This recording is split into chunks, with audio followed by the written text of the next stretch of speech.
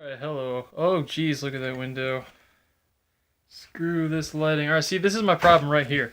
You know how much of a pain in the ass it is to get good lighting and decent things? Alright, so this is going to be a very lazy vlog review of Stephen King's It. Because I am getting less and less motivated and motivated to set up the camera and the lights and the tripod and the microphone and the laptop, and I have no longer like doing that, and it's stopped becoming worth it. And I also know that if I don't review it right now, I never will. So maybe this is what's become of us. I don't know. I'm moving my microphone. I'm back here. There. I'm playing Nintendo Switch. Mario and Rabbids Kingdom Battle. That's going to be your next actual real game review. There's a Switch. I got the PS4 back here too. So this is my little gaming center. So Stephen King's It. From what I can tell, it's been getting decent reviews. At least on, Rotten Tomatoes and Metacritic and all that. I can say I confidently really liked it. I saw it with two friends and they did not really like it. So when I came out saying, that was really scary, what did you guys think? And they were like, I was laughing when it was supposed to be scary. It kind of made me feel like a wuss.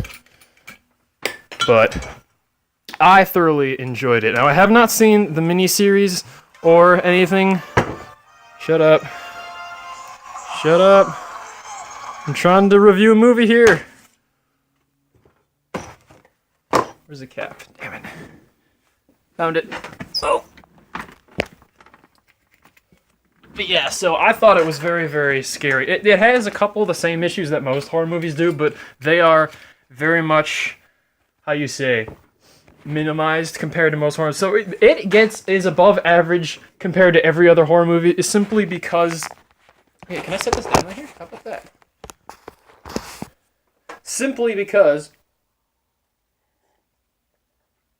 I hate fucking Bacardi. Bacardi's nasty. Simply because the kids in the movie are great. The kids are the best part of the movie for sure, and I wasn't rooting for them all to die. I wasn't on the side of Pennywise to clown. I'm like, kill those kids. They're annoying. The kids were all great. I even remember all their names.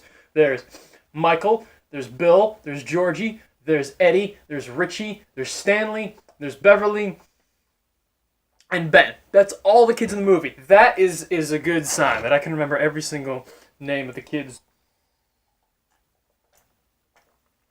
So I think the movie, there are jump scares for sure, and I say this about every horror movie, that the jump scares are, it's already a good scare. So if you would just, listen to this, can't get enough of the sound. Check this out.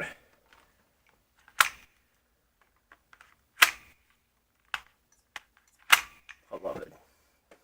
What the hell was I saying? I have ADD, OCD, ADHD, HIV, AIDS. What the hell was I damn talking about?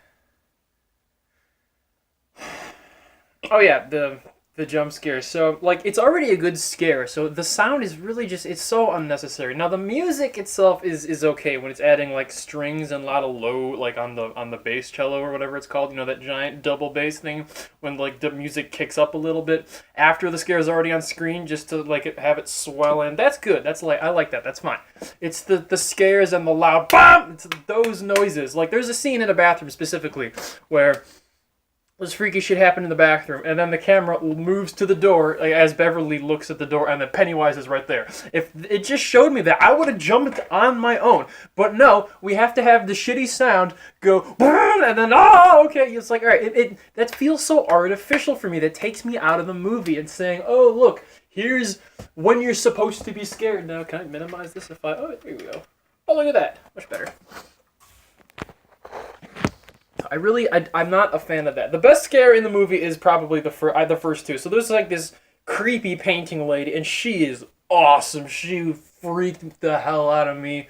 And then Pennywise, the little scene with the kid in the boat and the raincoat, and Pennywise is in the sewer. That's probably the best scene in the whole movie.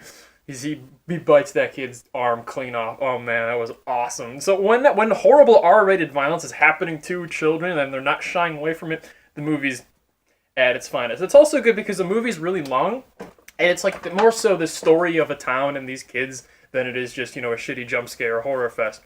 So I definitely like that. And it definitely made it seem unique. It's like, oh, over the summer, there's a lot of history behind it, and they show what's happening and where they're drawing connections. These kids are pretty smart too. They're doing a little history. They're trying to find stuff. They're using his dad's map, and he's plotting stuff out. So the kids are the strongest aspect of the movie for sure. There are a couple parts where Pennywise is dancing or doing that's funny, right? That's not scary. That's funny. It's probably supposed to be scary, but it was fun. There's a part because he's Pennywise. He's Pennywise the dancing clown. So there's a part where he's dancing, and it was very, very funny. So I don't. Me personally, I know other people disagree with me because that's what they said when my friends saw the movie. But I think the balance of the humor and the horror worked. I think it was pretty good.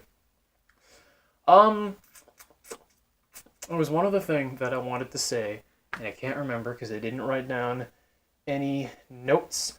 Oh, so near the end, all right, I'm not going to spoil anything, but near the end of the movie, it really starts to fall apart because it makes me think, it's like, okay, so what are the limits to Pennywise's power, and how is he damaged, how is he hurt, and why isn't he just killing kids? It gets a little wishy-washy. And like you could write off the fact that he's not killing people because he's effed up and he likes to torment people. He likes to screw with them. He likes to mess with them. He gets his kicks out of that. I'm okay with that.